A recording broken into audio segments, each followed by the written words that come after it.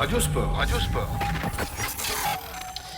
Et on voit que c'est l'été, mine de rien, parce que regardez les indices. Regardez, moi je les vois les indices. C'est qu'il vient de plus en plus léger. Bon, alors c'est pas vrai. Alors je vous avoue, c'est pas vrai. Je l'ai vu. Il y a quand même le gilet. Hein, non, il est juste à côté. C'est parce qu'en fait, on sait pas trop comment s'habiller. Il fait frais le matin, il fait frais le soir, et au milieu, parfois on crève de chaud ou pas. Mais alors les transports en commun. Alors je vous raconte pas en ce moment les transports en commun.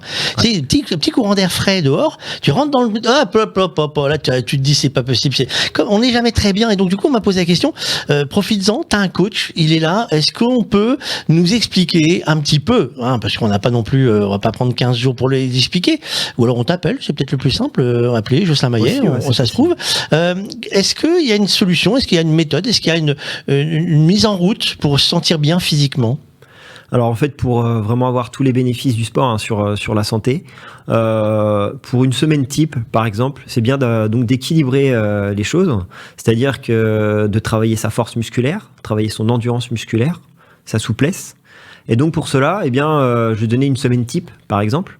Donc de faire au moins une séance de renforcement musculaire. Donc là, pour renforcer le muscle, le tonifier, qui est important, parce qu'on sait qu'avec l'âge, on perd de la masse musculaire. Et donc après, c'est là que les pathologies souvent arrivent, problèmes articulaires, problèmes tendineux. Alors et donc dans la vie de tous les jours, on peut le faire ça ? Facilement de se renforcer musculairement sans forcément avoir des appareils pour ça ? Ouais, alors le poids de corps est vraiment idéal, hein, de faire du gainage, de faire des pompes, de faire des squats, ça suffit largement. Alors attends, va falloir qu'on explique, parce que les pompes, ça je pense que les gens ils peuvent imaginer, là on est par terre avec les bras, c'est ça, les bras, largeur d'épaule à peu près, et il faut être bien droit. Faut être bien droit, bien gainé pour pas de. Alors gainer, ça veut dire gainer.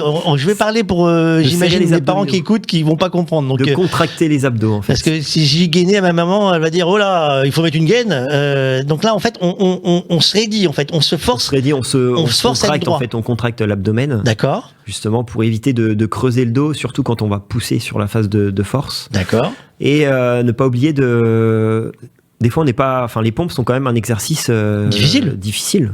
Et ne pas avoir peur de décomposer les mouvements et ne pas se forcer à dire allez, je vais y arriver, je vais faire ma pompe et tout. Et du coup, c'est comme cela qu'on peut se blesser. Le mouvement. Donc en fait, pour se décomposer, on peut commencer soit par exemple sur le mur, donc debout, on pose les mains au mur, on met une certaine inclinaison. Parce qu'en fait, l'exercice peut être pratique, mais c'est juste qu'il y a moins de force, c'est ça que tu veux dire en fait. Exactement, on diminue la force. Plus on est incliné et plus on est au sol, là forcément, une forme de gravité. J'aime bien vertical. Donc c'est une bonne idée pour moi. Et après, sinon au sol, on pose les genoux au sol. Et puis l'exercice sera beaucoup plus facile. Il y aura moins de. D'accord. Donc ça, les pompes, je viens de comprendre. Et l'autre, t'as dit quoi là, le squat ? Le squat. Le squat, c'est je viens chez toi et on regarde la télé chez toi en fait. Non, c'est pas ça ? Non, c'est pas ça. Du coup, c'est s'accroupir. Pour commencer le squat, si je donne un bon exemple, c'est de prendre une chaise et puis de s'asseoir, sans les bras bien sûr, de s'asseoir, de se relever, de s'asseoir, de se relever. Donc comme si tu avais une punaise sur la chaise en fait. Comme ça, en fait, on aborde la bonne position, c'est-à-dire être bien en appui sur les talons et on bascule bien, on envoie bien les fessiers vers l'arrière. Donc je suis assis, je me relève et je me sers pas de mes bras. Et on ne sert pas de ses bras. Ça permet d'avoir un bon mouvement pour commencer. D'accord. Et puis après, on peut le faire sans la chaise. Le faire sans la chaise et puis gagner en amplitude, descendre un peu plus bas. Alors attends, et aller progressivement. Les fesses, on les descend jusqu'où sans la chaise ? C'est-à-dire c'est parce que là la chaise je voyais bien où je m'arrêtais, tu vois, je vois bien la chaise, mais sans la chaise je m'arrête où? En fait après ça où je tombe, c'est ça que tu veux dire. On peut descendre à 90 degrés, on peut faire un squat complet qui est plus difficile, hein, d'accord, de descendre les fessiers au niveau des talons, mais après il faut mieux y aller progressivement, y aller par exemple par série de 10, de 15, on descend mois, et bien. Puis si on se sent à l'aise, eh bien on peut gagner un peu plus en amplitude et descendre un peu plus. Et voilà. Dans le même exercice ou dans le même principe, tu me dis si je me trompe, monter les marches, descendre les marches, c'est pareil, ça peut aider? Alors le mouvement est différent quand même du squat, ça se rapproche, mais après on est plus dans le step, du cardio, voilà, on est plus dans un effort d'endurance. On en voit certains d'ailleurs qui vont se faire des escaliers comme ils disent, où ils vont partir sur 15-20 minutes et faire des montées, descendre d'escalier. Donc là on travaille forcément le muscle des cuisses, hein, les quadriceps. Et question bête, mais on monte et on descend, mais on monte et on descend dans le sens de la marche ou on monte et on recule? Non, on monte et on descend dans le sens de la marche. D'accord, on travaille pas de la même façon le muscle, c'est ça que tu veux dire. Exactement. Et du coup, c'est important. Donc cet exercice, on peut l'utiliser donc en renforcement musculaire, mais on va surtout l'utiliser pour quelque chose de cardio, d'endurance. On va aller solliciter le système cardio-respiratoire. Et donc, il est intéressant. Les escaliers, c'est vraiment quelque chose à la portée de tout le monde et qui va faire travailler en même temps les cuisses, donc aussi bien de la tonification musculaire et également le système cardio. Bon, alors nous on travaille au rez-de-chaussée, donc on a que 3 marches, donc ça va faire beaucoup de fois l'aller-retour. Voilà. Mais ceux qui sont dans des immeubles qui ont 3-4 étages, autant qu'ils fassent les escaliers, quoi. Ouais, c'est ça. Ouais, ça peut être. Alors pas faire que ça. Hein. Comme je dis, il faut varier les entraînements. C'est de faire Pourquoi du renforcement tu dis pas musculaire. Faire que ça? C'est important de travailler en fait tous les différents axes.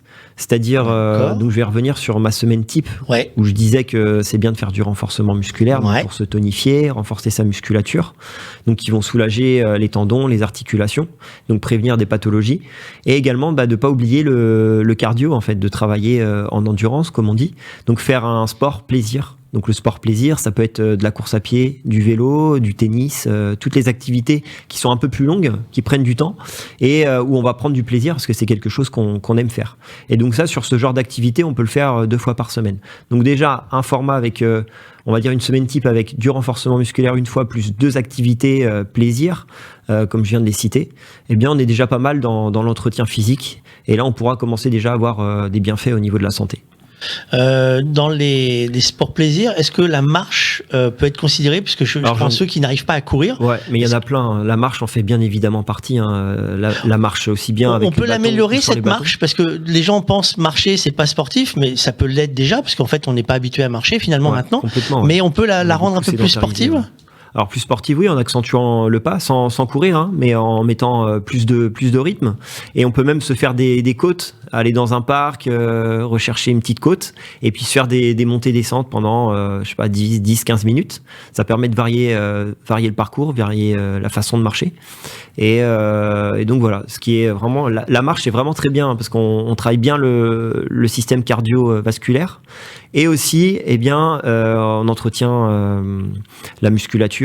Et puis c'est pas traumatisant pour le corps. Il n'y a pas d'impact au sol en fait. Question, parce que j'ai vu ça sur le quai de gare, des gens qui font les allers-retours sur le quai en attendant le train, qui marchent donc. C'est une bonne idée ou ça sert à rien? Bon après, je sais pas le but en soi, mais c'est toujours mieux de rester actif que passif. Hein. D'accord. Ça, voilà. Donc la dame elle a raison de passer. Elle a raison de passer 150 fois devant moi en fait. Ouais, c'est ça. C'est toujours mieux que de rester en statique. Je devrais, moi, en fait, ce que tu es en train de me dire, c'est que finalement, je devrais aller à côté d'elle et marcher en même temps. Tu fais pareil, exactement. Non, mais ce que je veux dire, c'est que faut bouger. On n'empêchera jamais quelqu'un. Enfin, on va jamais critiquer quelqu'un qui fait un effort qui nous paraît nous peut-être anodin. On va dire ou même. Enfin, qui sert à rien, mais en fait, non, en fait, à partir du moment qu'on bouge, eh bien, faut encourager la personne, il faut jamais juger. C'est Michel Simès qui disait, pour ceux qui jouent aux jeux vidéo, il ferait bien de jouer debout.